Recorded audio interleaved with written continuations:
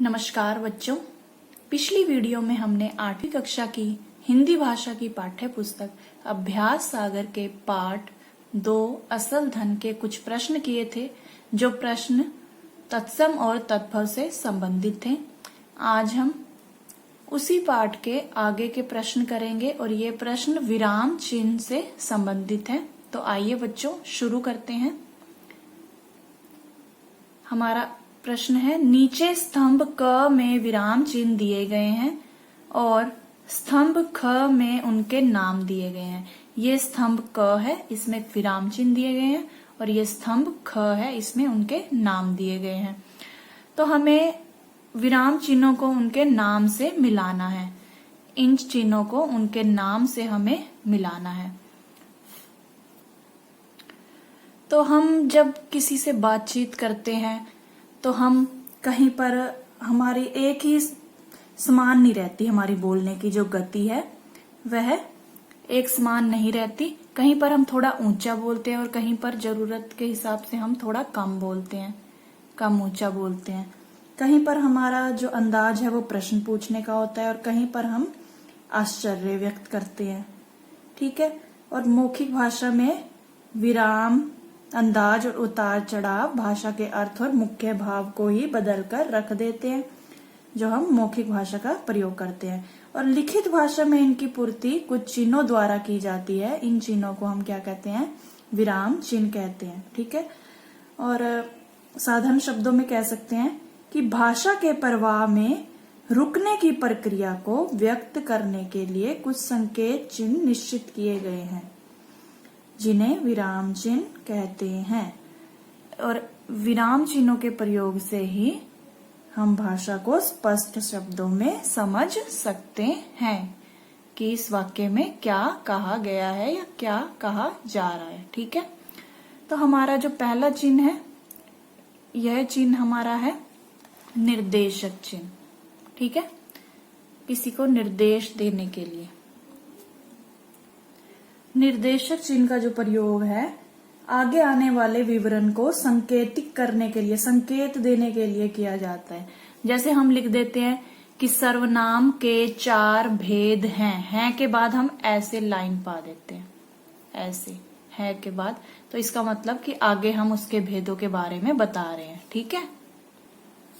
तो इसे हम निर्देशक चिन्ह से मिला देंगे।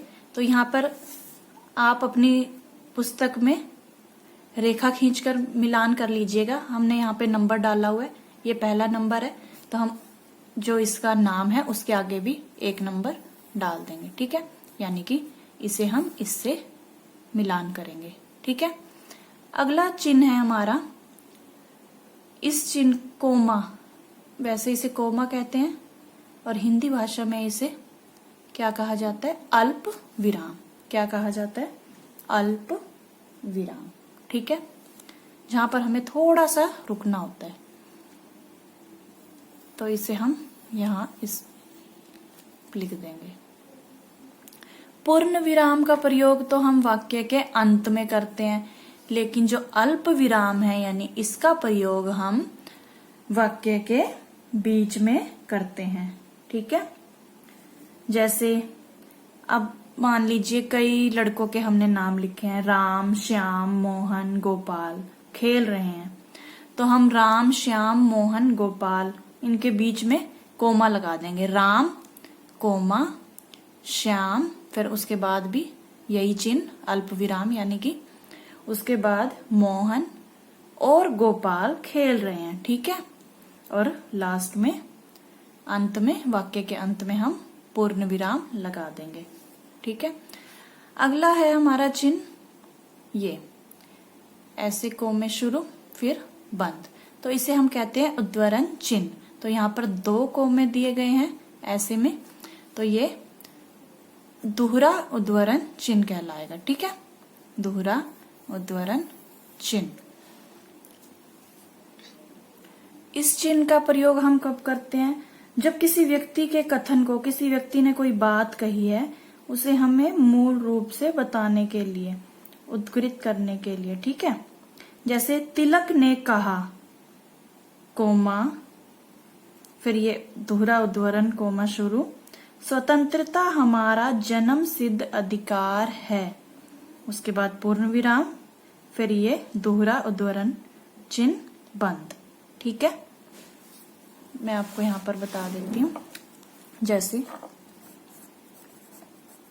तिलक ने कहा, यहां पर तो अल्प विराम, उसके बाद ये कोमा शुरू, ये दोहरा उद्धरण चिन्ह है। स्वतंत्रता हमारा जन्म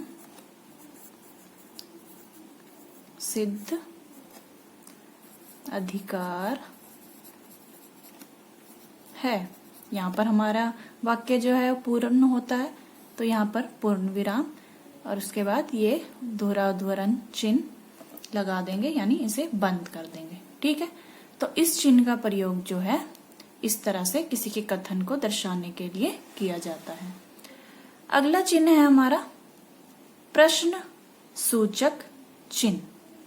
कौन सा चिन्ह है? प्रश्न सूचक चिन्ह।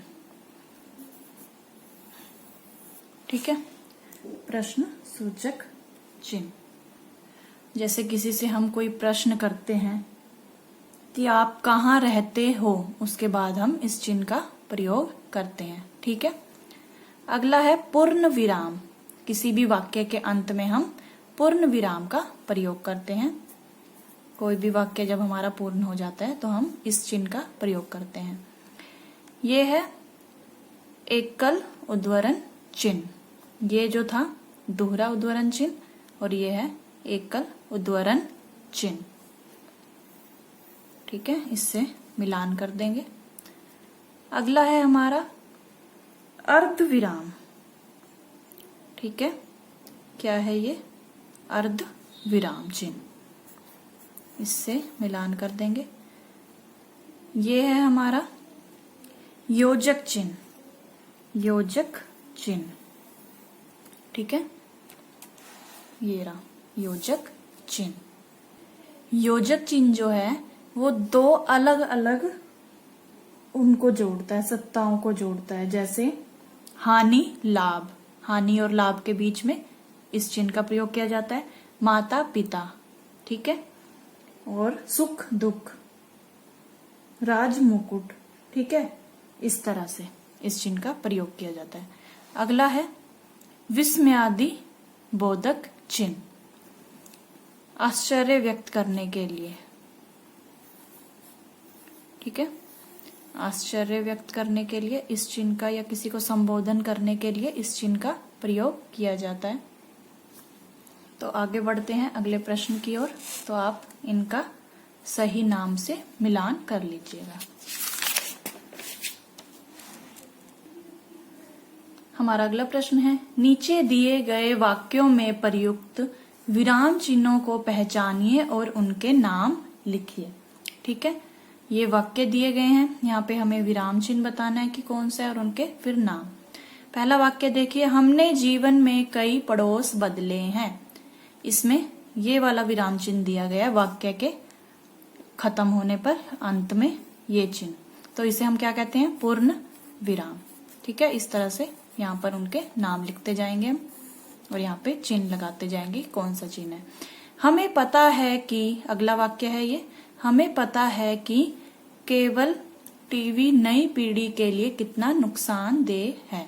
इसमें देखिए, इस पूर्ण विराम से तो आप परिचित हो चुके हैं और ये दिया गया है ये वाला, तो हम ये वाला कर लेते हैं। ऐसे शुरू है, फिर कोमा बंद। ठीक है, ठीक है, तो इसे हम क्या कहेंगे? ये कौन सा है?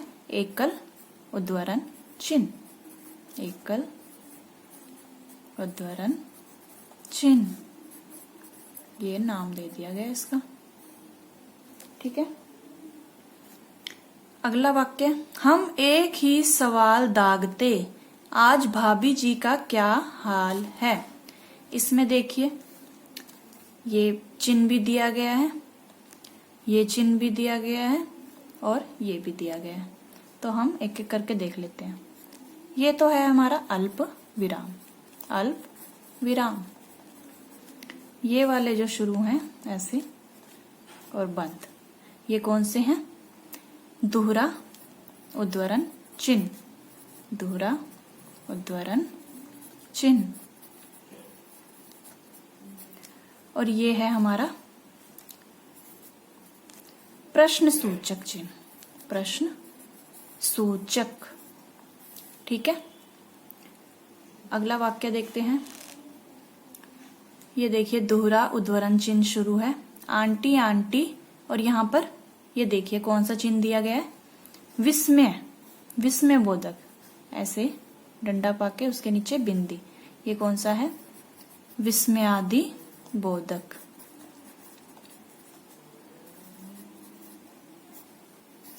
ठीक है, मम्मी ने आपकी साड़ियां प्रेस करवाकर भेजी हैं, ये चिन्ह तो हमने पहले भी कर लिए हैं। ये है दोहरा उद्धरण चिन्ह और यहाँ पर बंद, और ये पूर्ण विराम, तो यहाँ पर यही चिन्ह जो है हमारे लिए नया था। ठीक है, विस्मयादि बोधक।